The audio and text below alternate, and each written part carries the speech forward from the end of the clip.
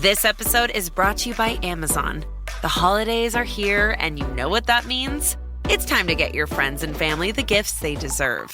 Take the stress out of shopping with Amazon's great deals and low prices on a huge range of items from toys to tech and much more. Whoever you're gifting for, Amazon has great prices on everything you need this holiday season. Shop Black Friday week starting November 21st.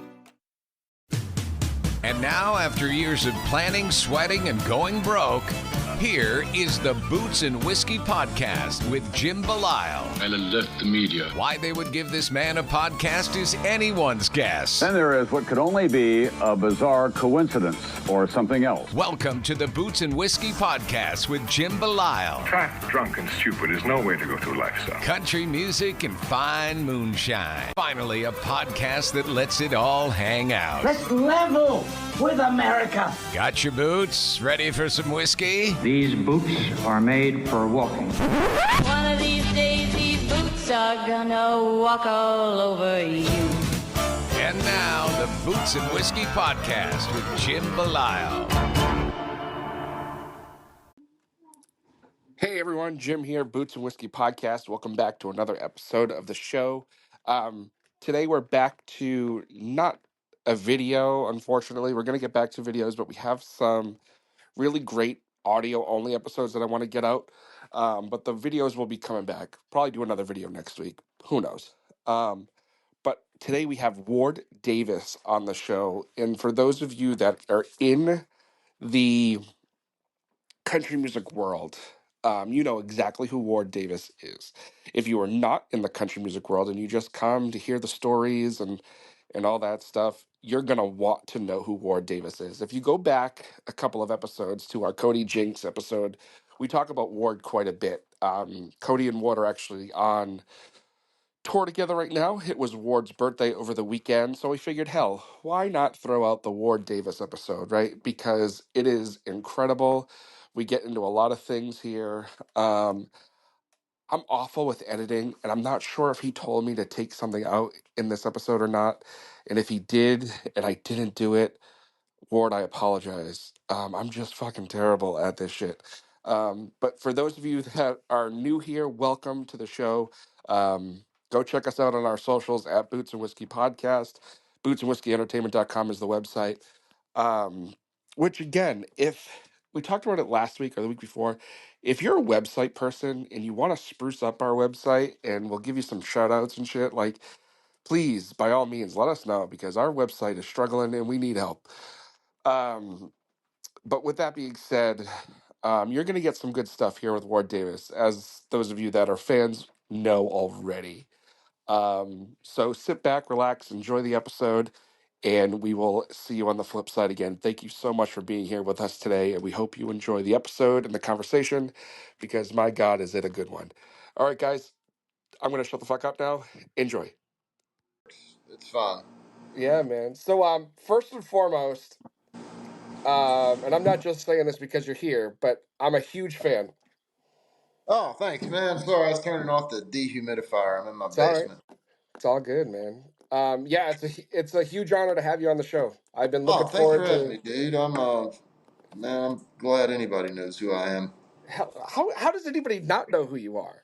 Like you're Ward fucking Davis. I don't know.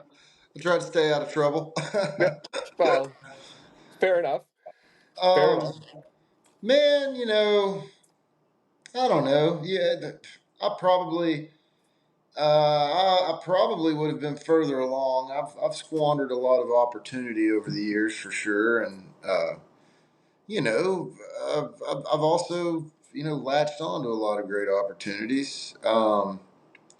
It's strange, man. I'm at a very strange point in my life. It's not I wouldn't call it a midlife crisis, but it is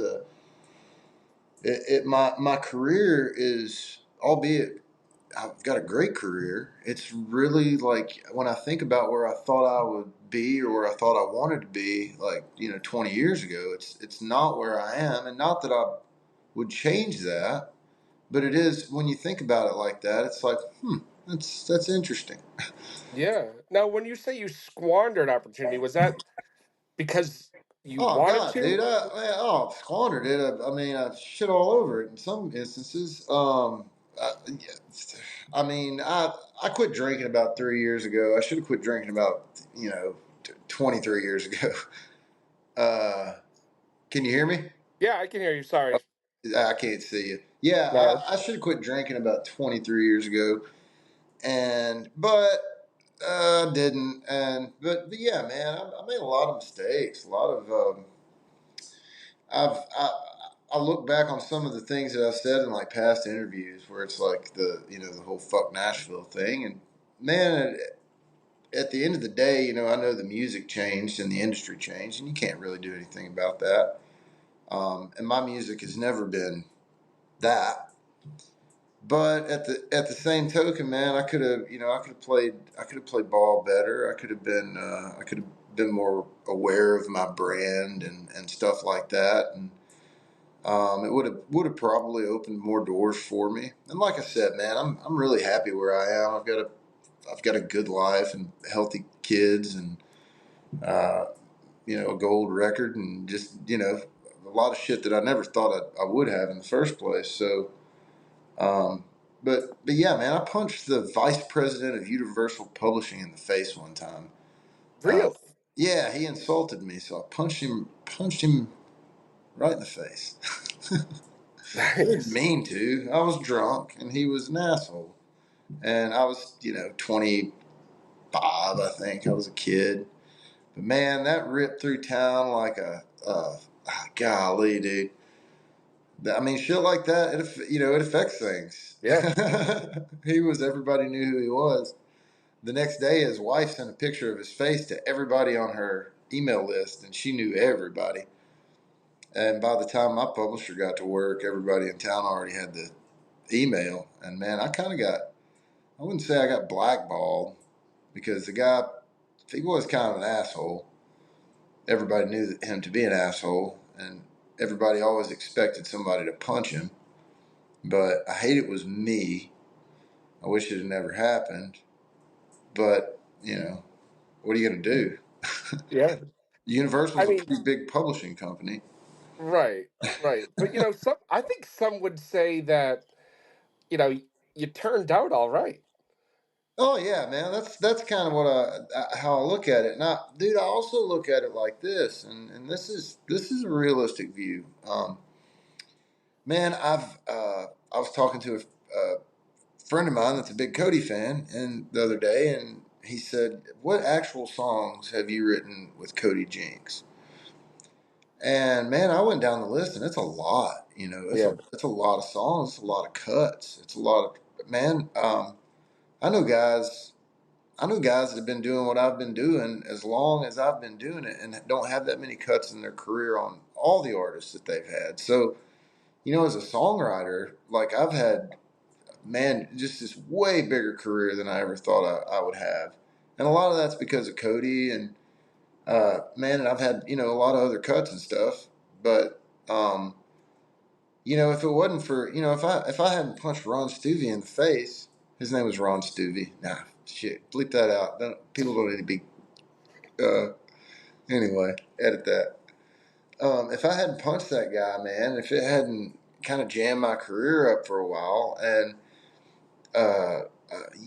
if one thing would have gone differently, man, my life would be totally different. And I really am, man. I've had this incredible songwriting career. It's almost like, when I said I was in a weird spot earlier, it's like, you know, I spent all these years chasing that goose of success. And man, in the meantime, I developed a pretty healthy drinking problem.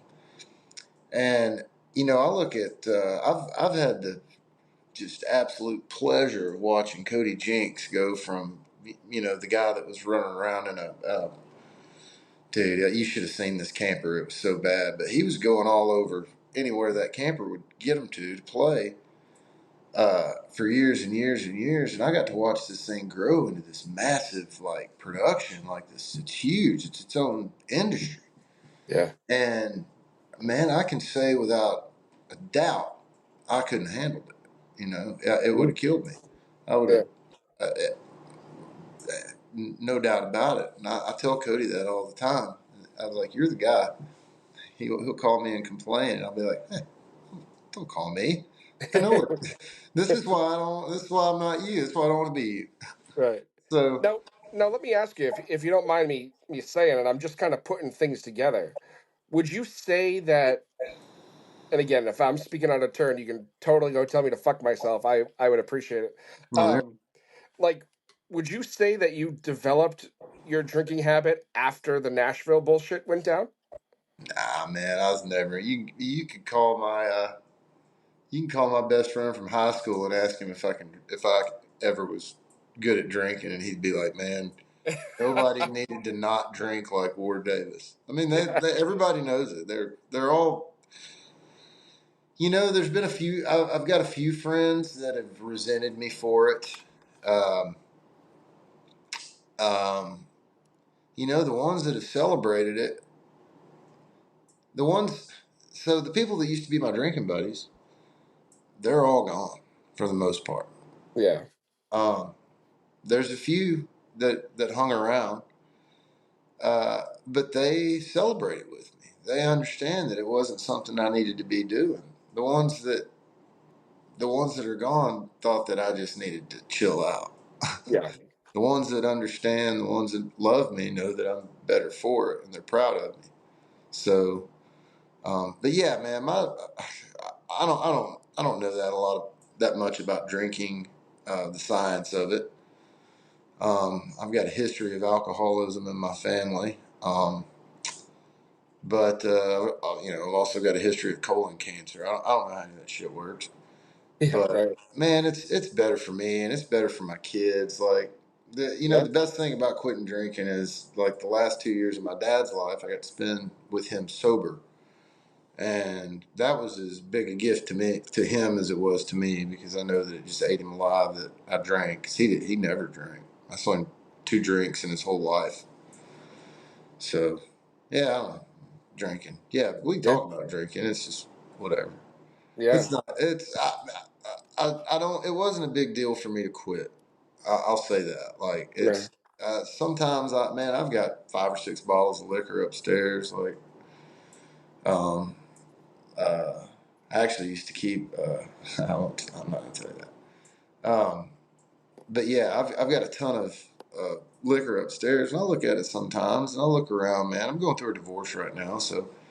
And I'm also divorced from my ex-wife, the mother of my children. So I've got this big house that I bought for us, and it's empty as it is tonight.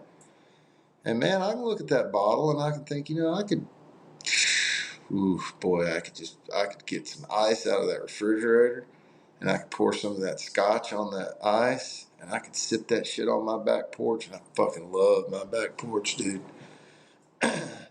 But then I think, and nobody would ever know except for me, you know.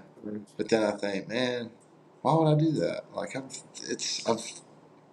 done so much better since I quit. Why would I do that to myself? Yeah, nobody would see it, but they'd know because they'd see who I was. Right. So it's not hard. Yeah. Yeah. No, dude, I get it.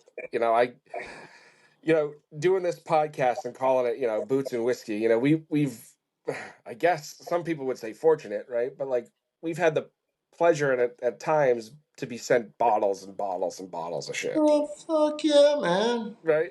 Yeah. And yeah, I'm going through a divorce too.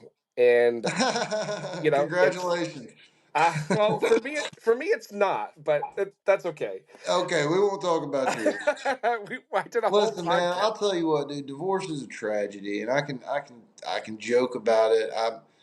I'm not, man. I'm not happy. I'm getting divorced, man. I wanted to stay married to my wife. Like, nobody gets married and wants to get a divorce. Like, it's tragic, but man, sometimes it's the best thing for everybody. I really don't think it was for me and my ex-wife, the mother of my children. I think I really did a fucking terrible thing to them. Um, but in this situation, man, I think we're all going to be better off for it, Yeah. including her and her daughter. Well, I mean, I guess there's the silver lining, right? Yeah.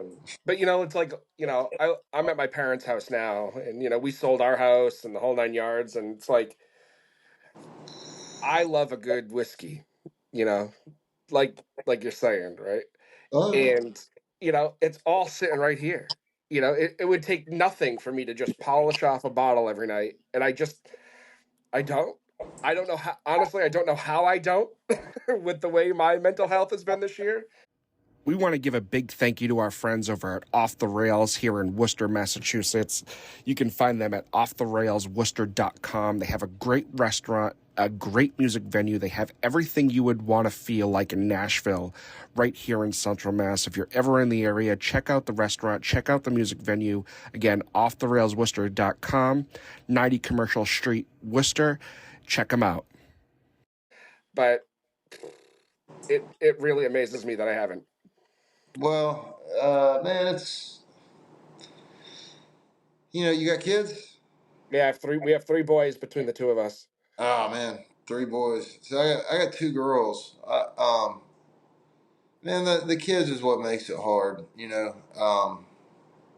I miss my stepdaughter every day. It just is what it is. It wasn't she's not my kid.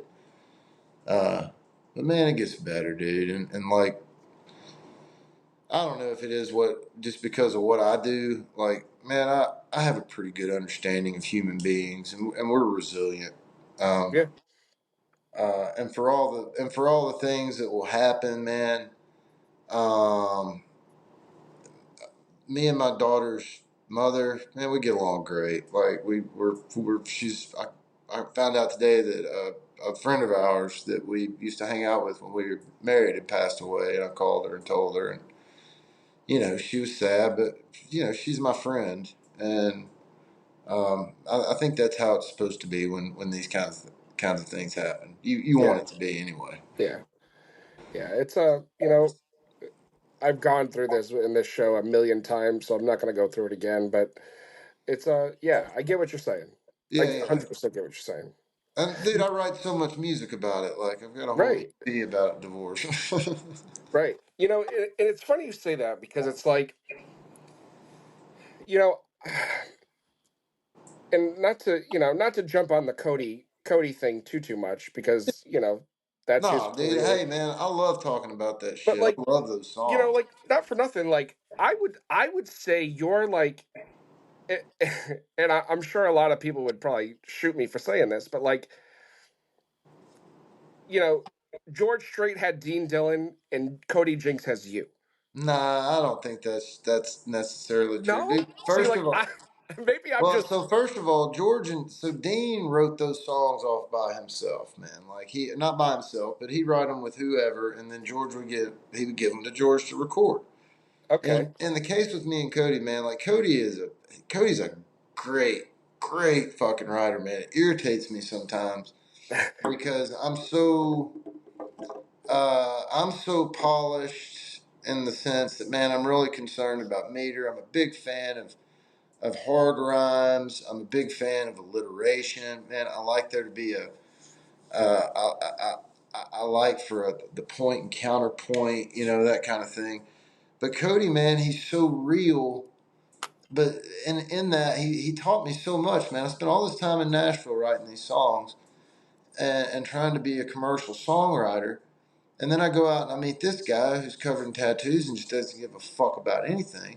Yeah. And we're writing a song like, man, I'll give you a really good, for instance. Have you heard the song Colorado? Uh, don't think that I don't think about Yeah, yeah, yeah. Oh Colorado. yeah, yeah, yeah, yeah. Man, there's a line in it, and it's the actual line is, I look back to when we carved our names in marble on the aspen by the cabin where we stayed. And man, we wrote that song about my ex-wife Rachel and I. And Rachel had never been to Colorado before, and I'd been 1,000 times, and I wanted to take her, and I took her, to this little town called Marble, Colorado. And so when we're writing it, I said marble, and I said, but we can't say marble. And he said, why not? And I said, because think about the line, Cody. I look back to when we carved our names in marble. Like, people are going to think we're out there with a hammer and a chisel fucking carving our names in a piece of marble. That's insane. That's crazy. We can't say marble. And he said, where did it happen? I said, marble. He said, then it's fucking marble. And he was right, because we wouldn't even be talking about it otherwise. And Right. man, the fact of the matter is, that is what happened. Yeah. And why put Boulder where marble belongs? Right. Yeah. It's one of those things where it's, songwriting. I mean, I don't know. I've never written a song. Um, Hard. yeah, it's gotta be, and like, I think about you, right? And, I was kind of going through your catalog this morning and stuff, and it's like, I love songwriters like you because it's like I feel a lot of what you've written, right? Yeah. And like I know how I feel a lot of the time, right? And it's like I want to look at a guy like you and be like, Ward, are you all right? Yeah, I know.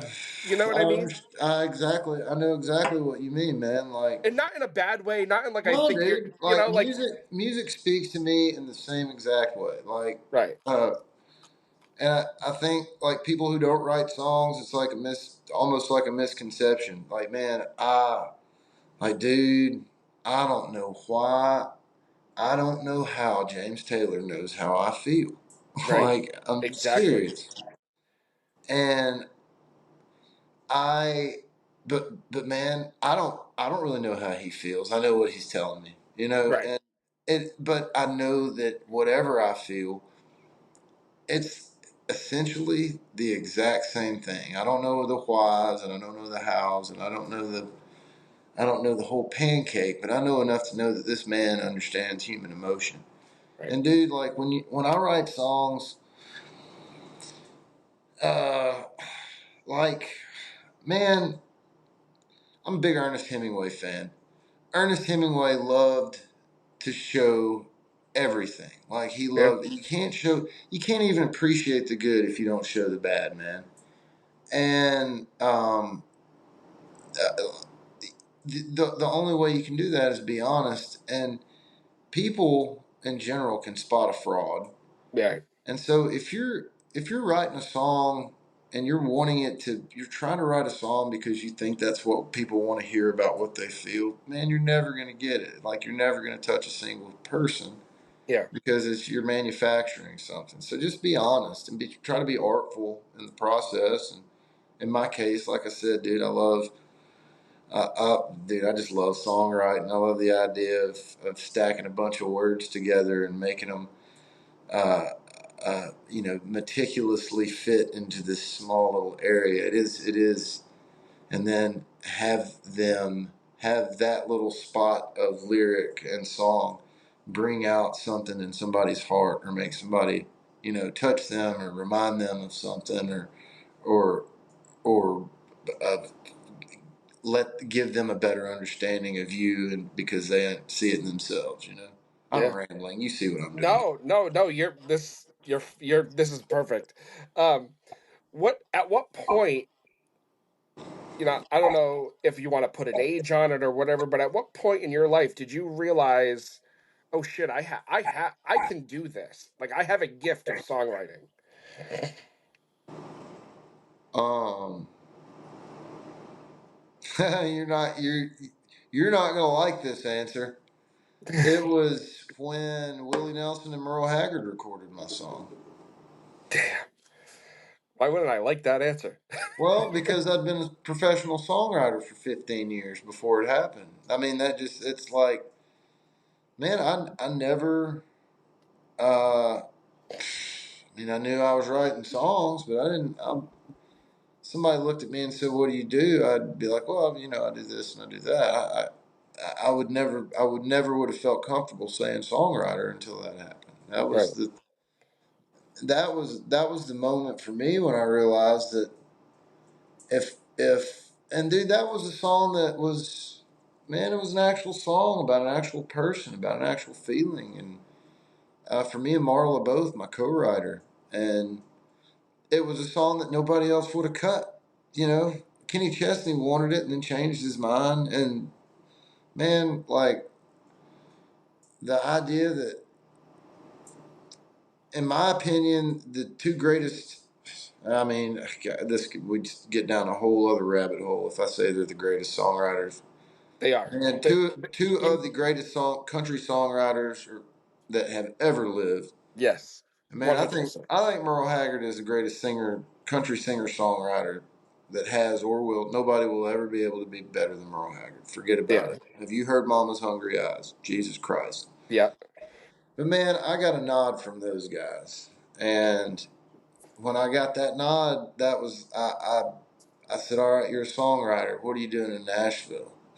yeah, You yeah. know, it's kind of that. Like if I go back down on Music Row tomorrow and try to write a song with somebody that's trying to get on the radio, um, then I'm just doing it for the money. And if I just need money, I can go make money. And that's when I decided I was going to cut a little record and go out on the road and do my thing. So, yeah, Yeah. when that happened. Now, so with that being said, right? Um, what is the biggest Ward Davis song to date for you as an artist, not a songwriter, but as an artist? What is your biggest song to date? I mean, I think if we were counting streams, uh, shit, man, probably old Wore Out Cowboys. Um, and man, Jamie Johnson and Willie Nelson are on that. Yeah. Man, Another Bad Apple did really well. I mean, I think it's probably the most streamed. I'm not gonna lie to you. Like, Another Bad Apple is one of the first songs I remember hearing when I first started getting into this podcast and trying to like give a shit about real country music. Yeah. Other than the shit that's played on the radio. And Another Bad Apple had like just come out like recently, and like it changed my perspective of everything. It was like, this is how a song is supposed to sound. Well, we built the track slowly. Like me and my producer were just, we played all the instruments, and then I sent it to a guy to mix it. And then I was like, "Hey, can you put some drums? Get somebody to come in and play drums and keyboard on that?" And they're like, "Yeah." Hey guys, just wanted to remind you of our friends over at the DCU Center here in beautiful downtown Worcester, Massachusetts. The DCU Center has everything. We've seen shows there. We've seen other different forms of entertainment there. They have hockey. They have all kinds of cool stuff. If you're in the Central Mass area, it is the place to go. Check them out. I can't say anything better about these guys. They've been a huge fan of ours. We're a huge fan of theirs. So thank you so much to the DCU Center for everything. Check them out. DCU Center, Worcester, Massachusetts. Cheers. So it was actually recorded in 3 different studios, but man, that's it. That isn't a very. It's kind of a funny song because of the presentation. It's really not though. It's a really sad. It's really sad. Yeah. Everybody's addicted to drugs or drunk or gambling addiction or whatever. Like these people, this is depravity. But yeah, and man, I had a lot of fun with that video too. That was, did you see the video? Oh yeah. Oh Oh yeah. God, dude, that was fun.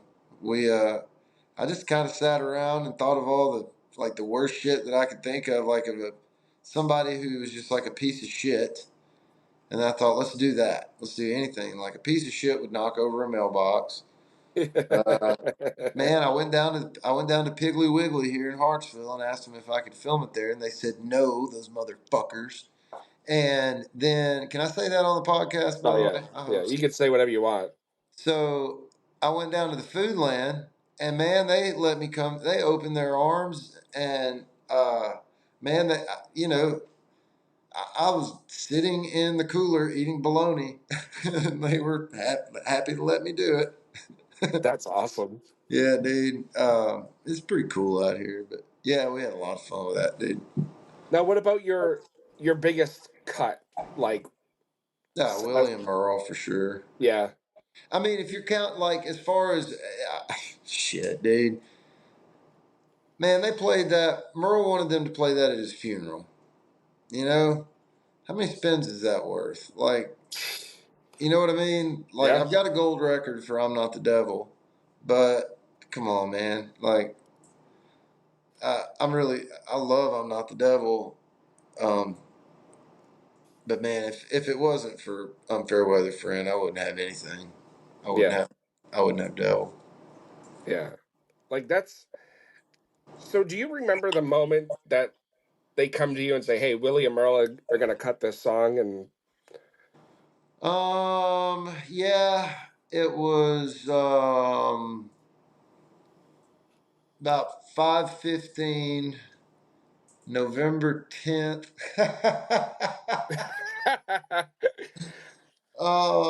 I think it was November 10th. It was I think it was the day after my 35th birthday. So what would that be? 2014.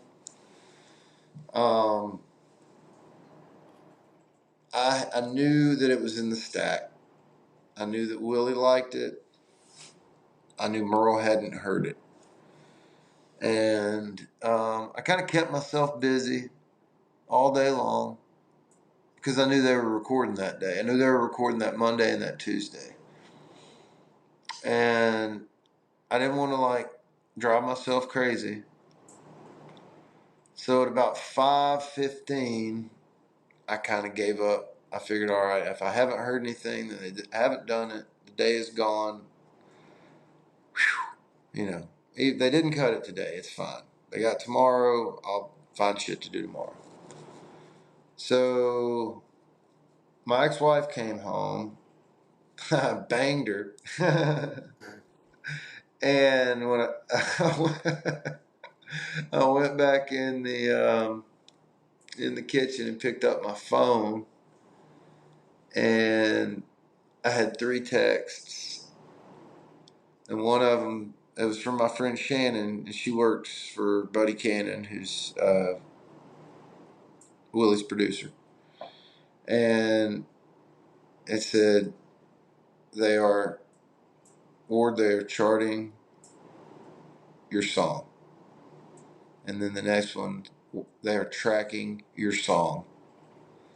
And the third one was a video, and she was sitting on a couch in the control room, and I couldn't see Willie singing it, but I could hear him, and he was singing it, and that was it. That was it, man. I cried, and I cried, and I cried, and Marla called me, and I cried, and we cried. God damn. damn, that's wild. I still can't believe it happened. I still, Yeah, it, it, it's, it's unbelievable. It's yeah, unbelievable. damn. Now, with something like that, do you get to have a conversation with them about it? Oh yeah, man. Well, uh, not really. I did with Willie just because I got to hang out with him a couple times, and the first time we hung out, we talked about it. And dude, I mean, we just, golly, I don't even remember what we said. Uh, when you're with Willie Nelson, man, that's another thing, you can't believe it. Yeah. He's so cool. Uh, but yeah, like right before the record came out, he was playing at the Ryman Auditorium, and my friend Melanie, who's the sister of my co-writer, called, and Willie loves Melanie, and she said, "Hey, I'm going to go hang out with Willie before the show. Do you want to meet me down there?" And I was like, "Fuck yeah!" Yeah. So I went down there, and we just walked right on through the Ryman, walked out the back door, and walked up on his bus, and there he was. And uh, she said, you know, Willie, this is Ward. Ward co-wrote Unfair Weather Friend. And he went, oh! He shook my hand. He said, have you heard it? And I said, no, sir. And he went, oh. And he started hitting buttons on a CD player and sat down in the booth and lit a joint and handed it to Melanie and lit another one. And then the one Melanie was holding came to me and that one, and we just passed those two joints around for about 20 minutes and then listened to music and just shot the shit. Dude, we were listening to it, and there's a song on that record called Missing Old Johnny Cash. And man, you're sitting there with him, you forget, dude, Willie Nelson did everything. He was in movies. Yep. He was, dude, I was watching Miami Vice one day, and he was on an episode. And he was the drug smuggler with a heart of gold, and he took a bullet for Crockett and saved the whole episode, saved the whole series, died, you know. But he's done everything. But I'm sitting there, and there's a line in the song that says, hell, he and I were both highwaymen. It's about Johnny Cash. And he and I were both highwaymen. And I was like, oh, shit, I forgot. Yeah, he's a highwayman. I looked at him and he winked at me. But, yeah, I've got the roach from one of those joints in a shadow box on the wall in my guest room. I don't blame you. It's funny. So like, we had Willie's granddaughter on the show a while ago, Raylan. Raylan? Yeah, Yeah, man. She's cool. she's the best. I at the time of this podcast when we had her on, like it was kind of like one of those like this isn't real moments. Like how the hell do I have Willie Nelson's fucking granddaughter on here? But she had come up this way shortly after that episode had aired, and her and I smoked weed together. Like we spent like a whole night together. It was great. We had a great time. And like all I could think of the whole time was like, this is the closest I will ever get to smoking weed with Willie Nelson. You know what I mean? Dude, hey man, yeah, man, just in general, like there's a lot of luck and there's a lot of all that shit that goes along with what I'm about to say. But dude, I've lived a very charmed life. Like, uh, man, yeah, I'm not even fucking making this up. Yesterday, I was riding with three buddies of mine, old friends, and this new kid. His name's Lil Skinny. You got to get Skinny on the podcast. But anyway, I was having a real bad day, and Skinny is friends with John Daly. And I said, "Hey, what's John Daly doing?" John Daly, he's a fan. I said, "What's John doing?" He said, "I don't know. Text him." I said, "Tell him I want to hang out." And he texted John Daly and said, "Hey, we're writing. What are you doing?" He's like, "Hanging out at the country club. You want to come over?" And we're like, "Yeah." He's like, "Yeah, I got Ward Davis with me." He says, "Yeah, tell him to bring guitar." And so, dude, I went and hung out with John Daly yesterday. Like, but I've hung out. I got drunk with him years ago once. But yeah, dude, shit like that just happens to me. Like, Yeah. and I live a very charmed life. Cody Jinks is my best friend. I know it doesn't mean a lot to me that he's Cody Jinks because Right. it does because I'm proud of him and we get to do a lot of awesome shit together because of it.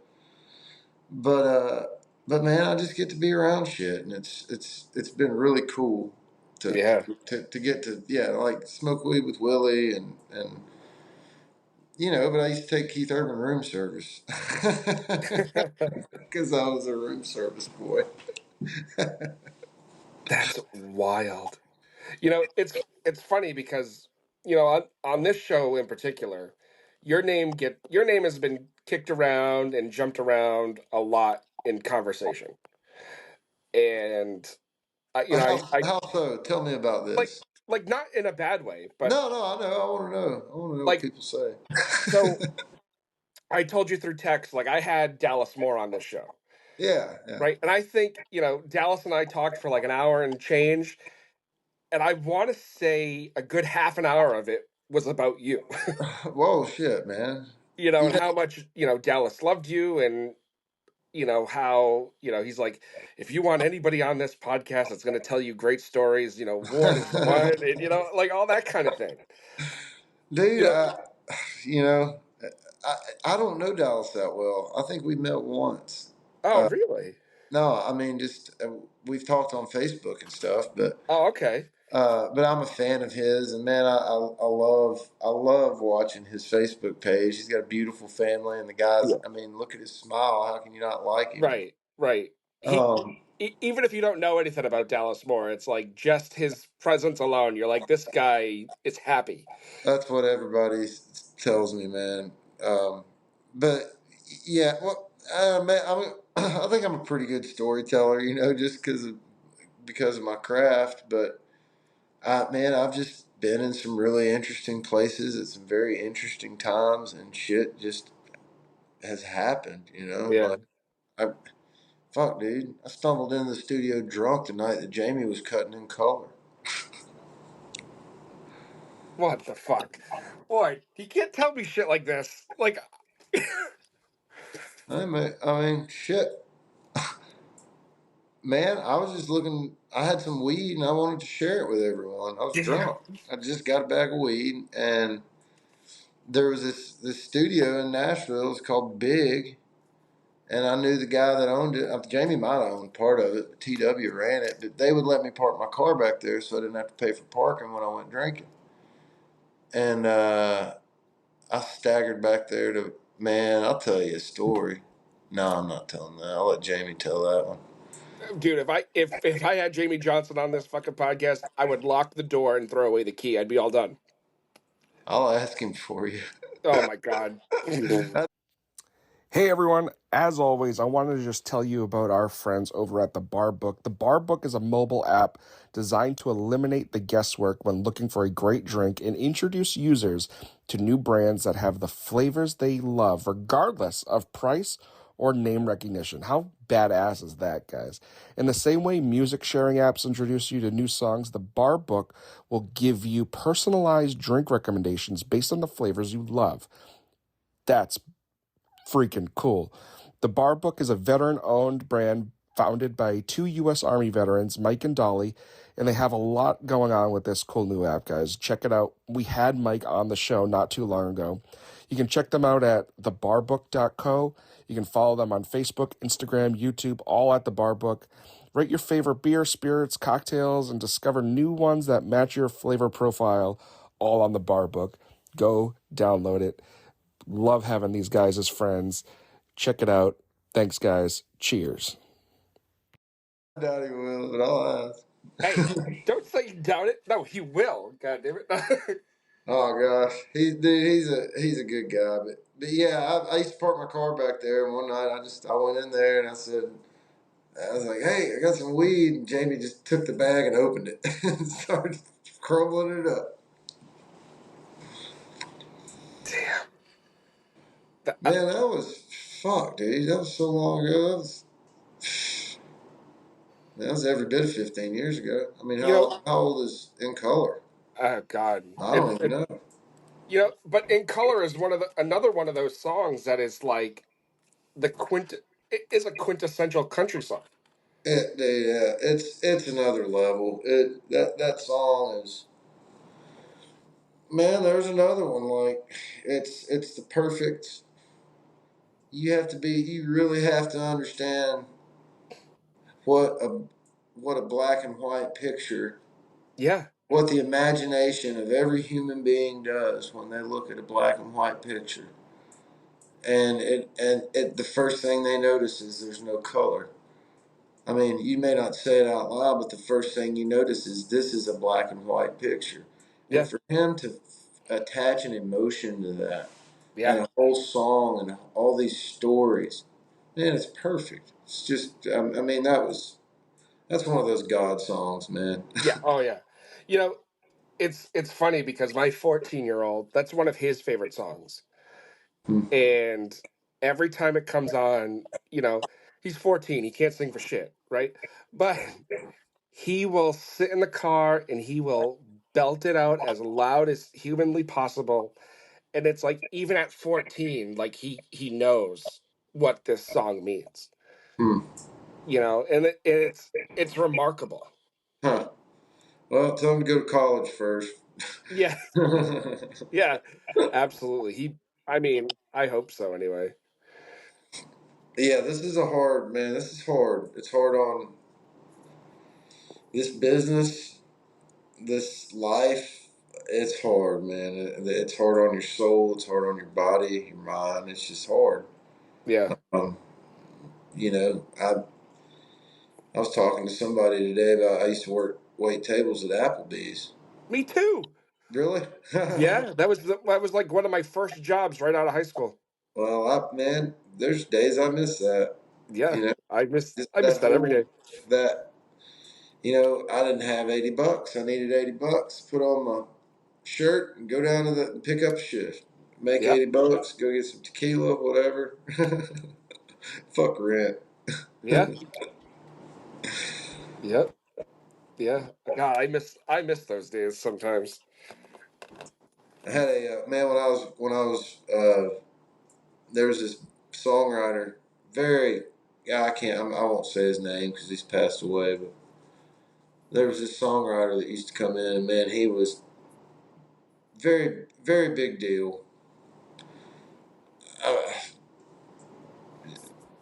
just a monster in the industry, and I respected him so much, man. Like I had his Live at the Bluebird album CD at the house or at the apartment, man, and we'd get drunk and listen to it all the time, man. I love that record. And I got that job, man, and this guy came in there 3, 4, 5 nights a week. Got drunk. He was an asshole to me, dude. He was terrible to me, and not just an asshole, man. He was condescending because he knew I was a songwriter.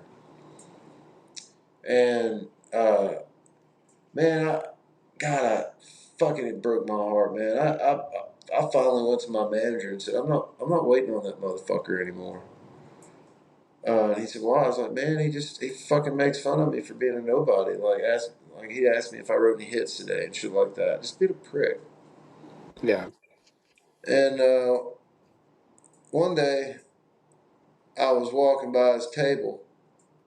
After I wouldn't wait on him, I wouldn't even fucking talk to him. He'd try to talk to me, and I'd say hi or whatever. Hi, Harley. Shit, whatever.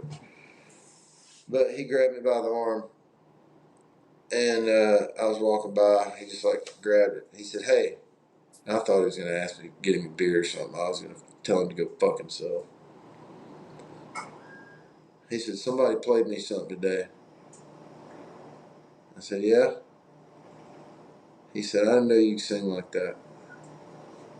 I said, "Well, you never asked, Harley." Kept going. The next time I saw him, after I quit that job, the next time I saw him, I was going in the studio to record. He died of cancer several years ago.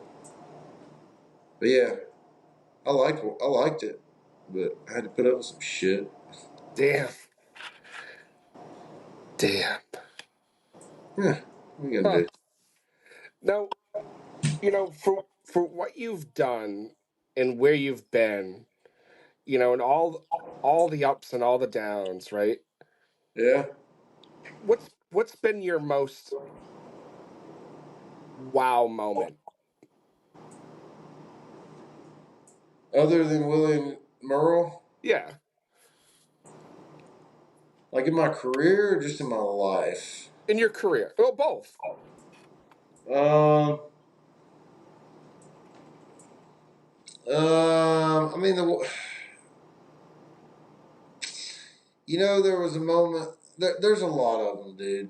The thing about this, it not even the industry, just the life. You live on these moments, man. These things, and I didn't make a lot of money off the William Earl cut, and in the grand, if you measure the dollars and cents, I really didn't make that much off "I'm Not the Devil" or any of the songs that I've written, really, because Yeah. um, but man, there's these moments like, man, Steve Wariner hired me to sing some demos for him one time, and I had to go in the studio and look through the glass and sing Steve Wariner songs for Steve Wariner, and he was paying me to do it. But man, there was this very obvious thing. I was out in Los Angeles with Cody. We were at the Conan. We were on the Conan O'Brien show. I was sitting on stage on the Conan O'Brien show. My buddy is standing 12 feet away from me, singing a song that we wrote together on the Conan O'Brien show. On Conan O'Brien, man. And I'm sitting there and I'm playing my keyboard. And I look over and I'm looking at the band and I'm looking around. And I was just like, what the fuck is going on, man? Because, dude, like, come on. Yep. Like, I am not,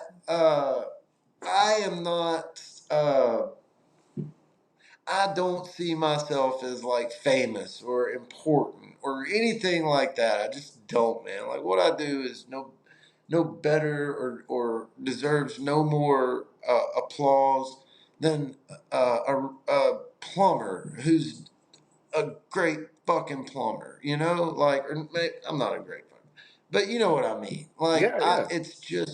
it's just what I do. So.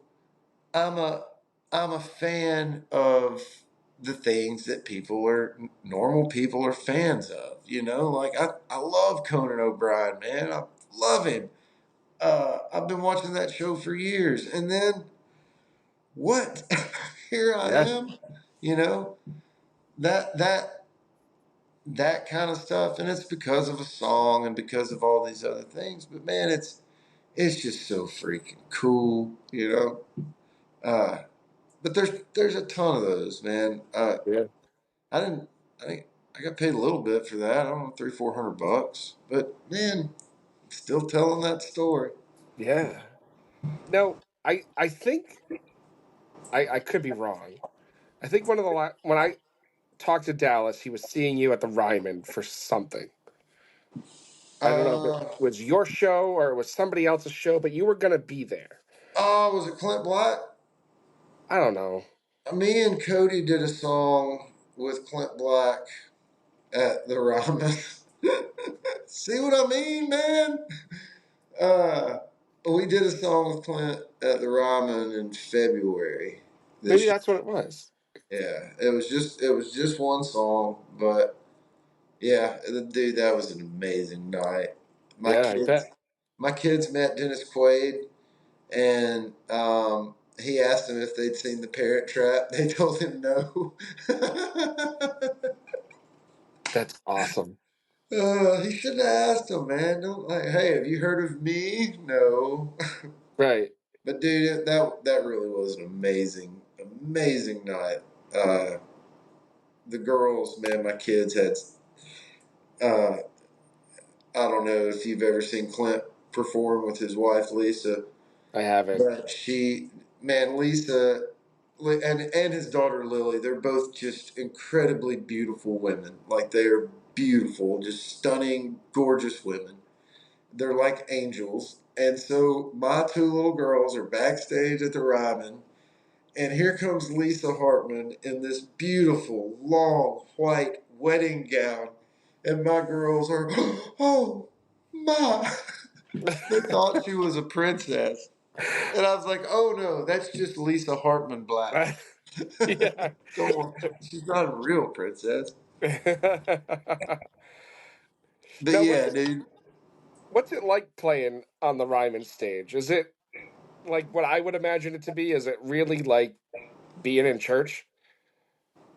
Man, I've been on that stage, played, performed, uh, I guess 5 times now. the first two times I was with Cody, it was amazing. The third time was my first headline, and the answer is yes. But the first time I did it, the first time I headlined, my dad was there, and he died just a few months after that. But my dad had, man, my whole life, my whole childhood, he would drive me all over Arkansas, Louisiana, Texas, anywhere they'd let a kid play and sing, where they didn't serve alcohol. But he, man, he built a room. We didn't have money, man. They're middle class people. Dad was a wildlife biologist. He worked for the Game and Fish Commission. Mom was a school teacher.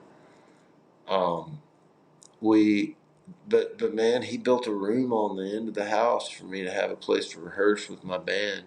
And my dad never bought anything used, so he went and bought all this brand new. And he never bought the cheap. He never bought the small one because you. So man, I had all this sound equipment, all this shit, and he bought it. And because he knew there was no other, like, I needed a place to rehearse with my band, and there wasn't anywhere else in Southeast Arkansas. And it broke him, but he thought that's what I needed, and so he just did it. I didn't ask him; he just did it. Damn.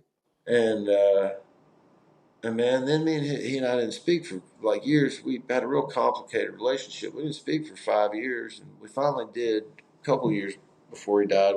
Everything got good. But man, being at the Ryman, that first headline, he was there. Man, I mean, like the amount of special. So I think I would be totally remiss if I didn't mention our friends over at 10thwhiskey.com. That's 10th Mountain Whiskey and Spirit Company. They're out of Vail, Colorado. Great friends of ours. We don't like bourbon here at the Boots and Whiskey Podcast, and they make the absolute best bourbon I've ever tasted in my entire life. And I'm not saying that because they've been great to us. They have the best bourbon, the best rye I've ever tasted in my entire life. So check them out, 10thwhiskey.com. Tell them the Boots and Whiskey Podcast sent you. Cheers. Be at the fuck, man, like the end of the road we started together, and to be so close to the end of his, it was my favorite night, my favorite show for the rest of my life. That'll be the one. Yeah. Now, how does a place like the Ryman compare to, like, playing at the Opry? I've never played at the Opry. You haven't? No, I mean I played on the Opry with. I used to be Ray Scott's. This guy named Ray Scott. He's an artist. I used to be his keyboard player. But yeah, I've never been on the Opry. Ward Davis has never played the Opry. Huh. Because well, that's weird. Because you're all over their website. Well, maybe they should call me. Right? No shit. Damn. I'm gonna Thanks write. a lot, man. Thanks for reminding me of that. Jesus. Jesus. Right? No shit. I met Garth Brooks backstage there one time. Okay, but but you've still been on the Opry stage. Yeah, but I was a side man. It was cool.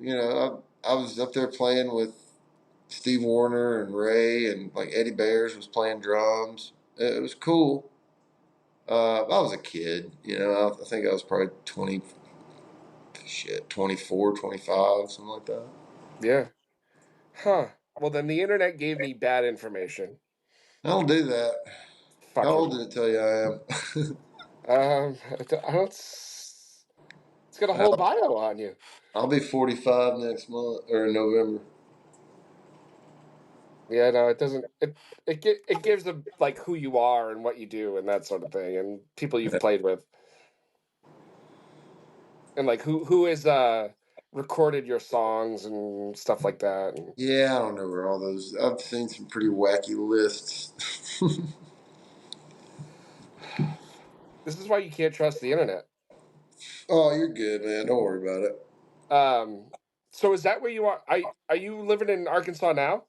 No, I'm in Tennessee. Oh, okay. Rachel, my kid's mom, uh, she's from here, from this town, and I mean, I want to be present father, you know. Yeah, absolutely. So I get my kids like between 12 and 14 days a month. They're 10 minutes away from me, 5 minutes from their school. So Yeah, this is where I will be. yeah. That's perfect. That's that's the way it is, man. So now for what you're doing and your stuff, what do you got going on the rest of the year, early next year? You know, Um, Dude, I don't know. Uh, there's a thing coming out that I'm not releasing it, but it's being released. I can't tell you what that is, but there is something coming out. Um, Man, I'm not. I don't really have. I've got a lot. Getting divorced is my priority right now. yeah, I get Getting it. all that finalized. I do have a tour coming up with Cody. We're going to Canada and Anchorage and Hawaii, and we're playing at the Ryman. Um, and I think Charlotte. But yeah, it's just an acoustic tour. We're gonna play at the Ryman, just sit on two bar stools and play our songs, go back and forth.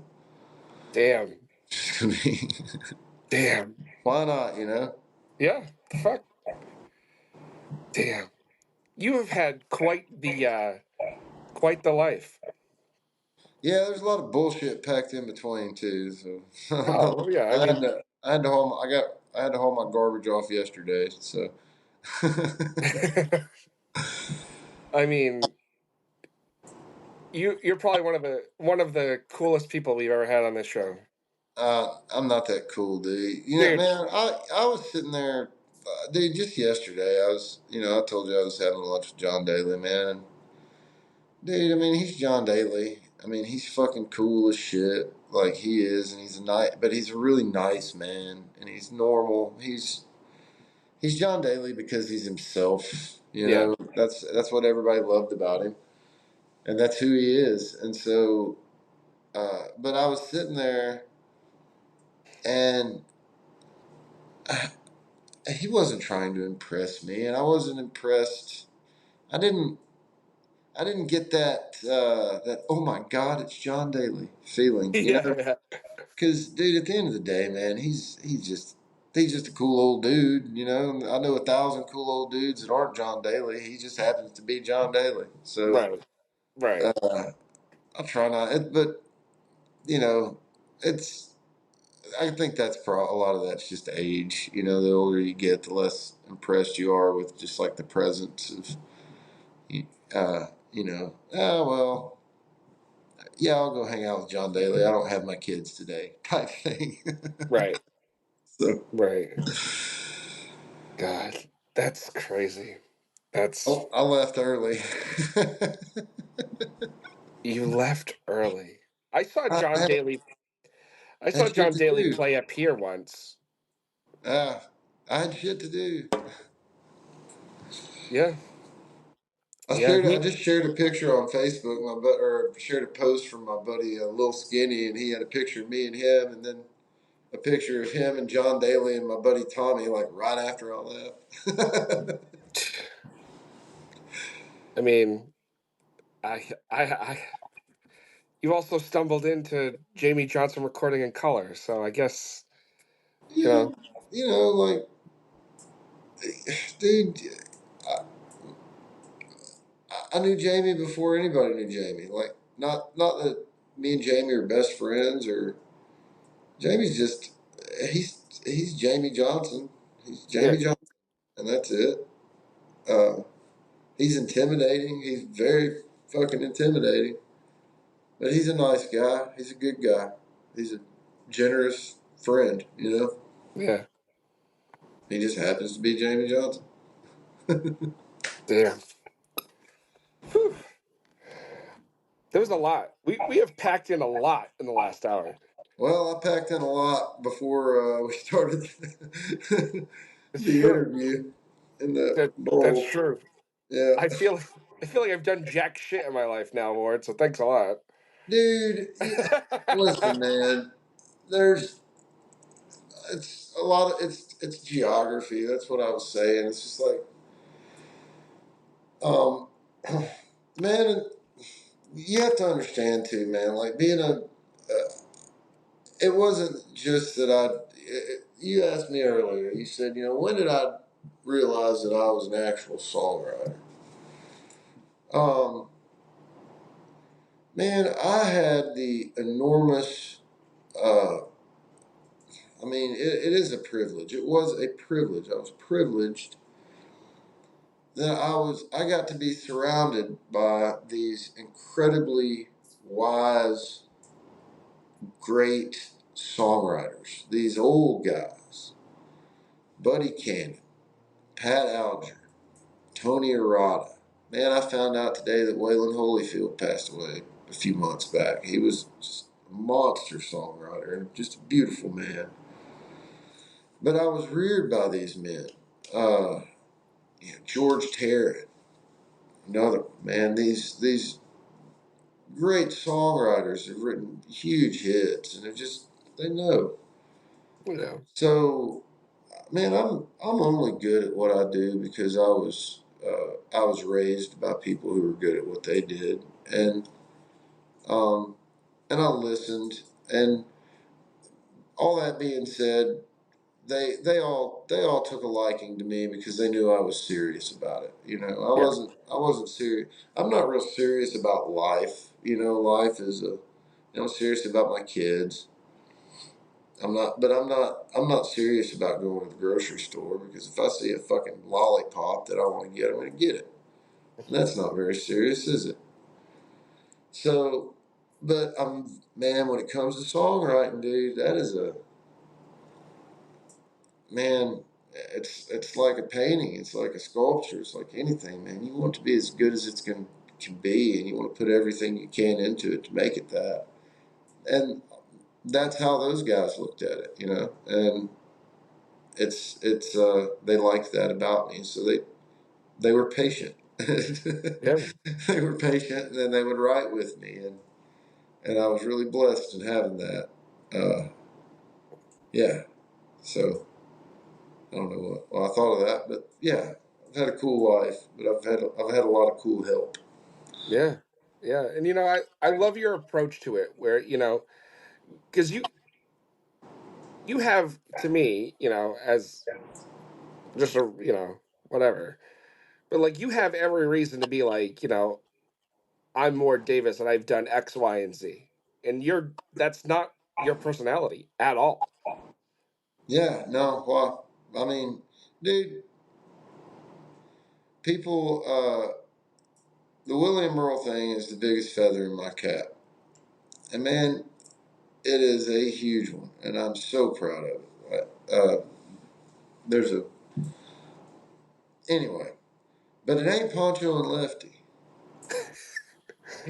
Well, Like really, like how? I mean, seriously, how big a man can I be if yeah, I hang my hat on that?